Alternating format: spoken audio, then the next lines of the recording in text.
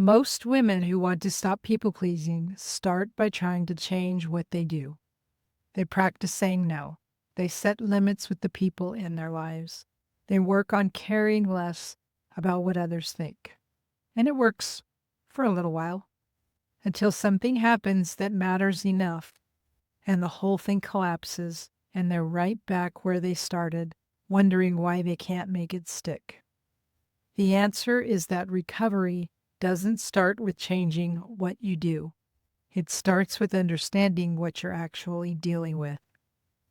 Hey friends, I'm Sandy Bartlett, shamanic practitioner, and today I'm walking through 5 ways to approach people-pleasing recovery in midlife that go underneath the behavior to what's actually driving it. Number 1 is to change the language you use about this pattern. Not as a feel-good exercise, as a practical shift that determines the level at which you can heal. If you call it a bad habit, you'll try to break it the way you break habits, with repetition, with discipline, with accountability. And you'll keep running into the same wall, because habits respond to behavior modification. Survival strategies don't.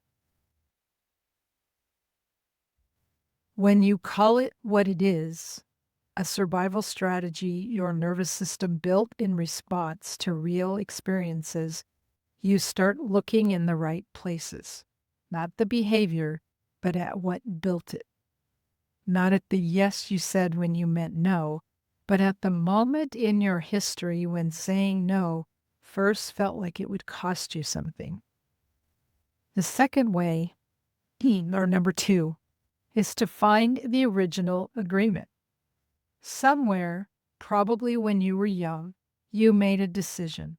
Not consciously, just quietly. You figured out that a certain version of you, the agreeable one, the easy one, the one who didn't ask for too much, got a warmer response than the version that said what she meant and took up space. That original moment is retrievable. And going back for it is different from talking about it. In soul retrieval work, we go back for the energy that got left there. The part of you that made that decision and is still running it now in a life where the original conditions no longer exist. Number 3 is to let the body lead. This is the one that most women resist the longest, because we are trained to believe that change happens through thinking, through understanding, through deciding. And understanding is useful, it's just not where the pattern lives. People-pleasing was encoded in the body, in the nervous system, in the energetic field. It fires below the level of conscious thought. The scanning, the adjusting, the split-second calculation of how you're landing, that happens before you've decided anything, which means deciding something different doesn't reach it. Energy clearing works at the level where the pattern actually lives and addresses what the body is still holding from years of running the survival strategy. Not the thoughts about it, the charge underneath the thoughts. That's where the real movement happens. So let me pause here for a second and ask you, what part of you have you been managing out of the room? The directness, the anger, the certainty, the need? Whatever it is, leave it below. Just one thing. I want to tell you about the night I understood what my body does under pressure, long before I had any words for it. I was in high school, babysitting 3 small children. It was late, the kids were asleep, and I kept hearing a noise that I couldn't place. I'd just gone to check on them when the neighbor from across the street came through the door saying the house was on fire and to get the kids out. And I did.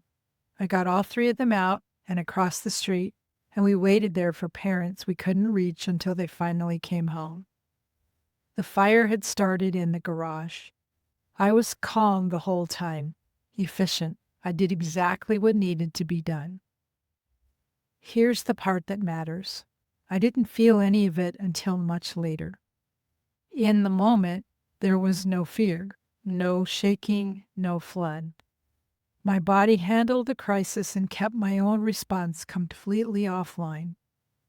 And the praise I got afterward was all about how well I handled it, how calm I stayed, how responsible I was.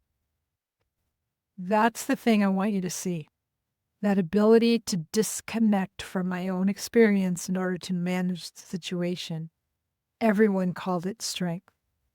And in an emergency, it was useful. But it became my default everywhere.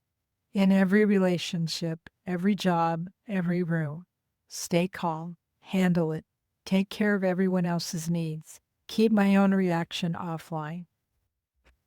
My body learned that managing the moment mattered more than feeling my way through it, and it ran that program for decades.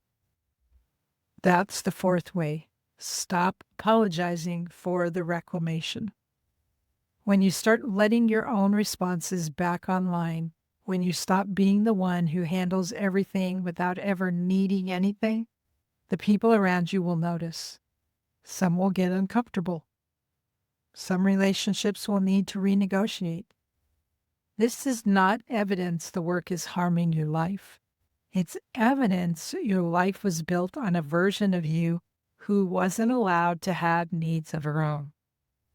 The disruption is real. It is also not a reason to stop. If you're recognizing that the pattern runs deeper than the behavior, that it lives in the body, in the energy, in a nervous system that was wired for a set of circumstances that no longer exist, this is energy clearing work. Energy clearing is the process of releasing what the body is still holding from years of running the survival strategy. Not talking about it, moving it. I offer one-to-one shamanic sessions for women who are ready for exactly that. The link to book is in the description. Number 5 is the one I want to leave you with because it reframes the whole conversation. Recovery from people-pleasing is not about becoming someone different. It is about becoming more of who you actually are. Let me show you what that looks like. A woman is at dinner with friends. Someone asks where she wants to eat next week, and she hears herself start the old answer, "Oh, I don't care, wherever works for everyone."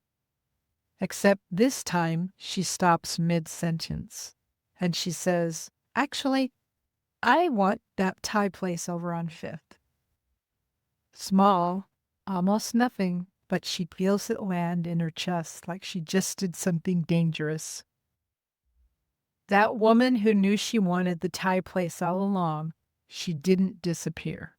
She got strategic. She learned that having a preference was risky, so she buried it underneath, wherever works for everyone.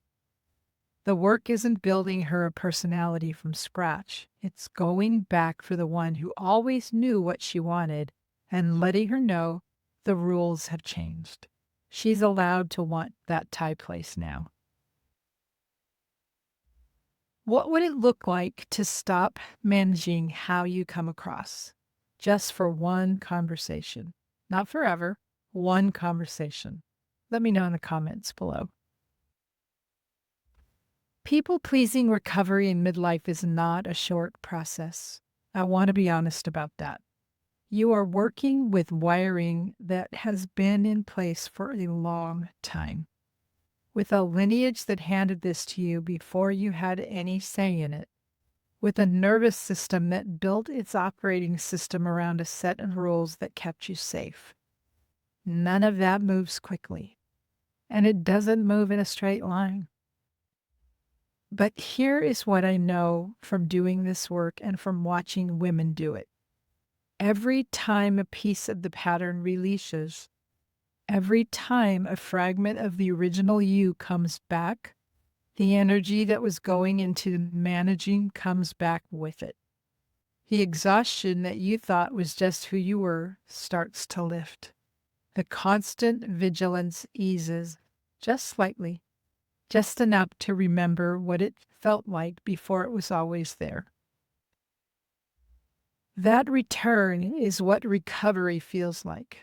Not a dramatic transformation, a quiet coming home. One you keep practicing, not one you arrive at. I'll see you next time.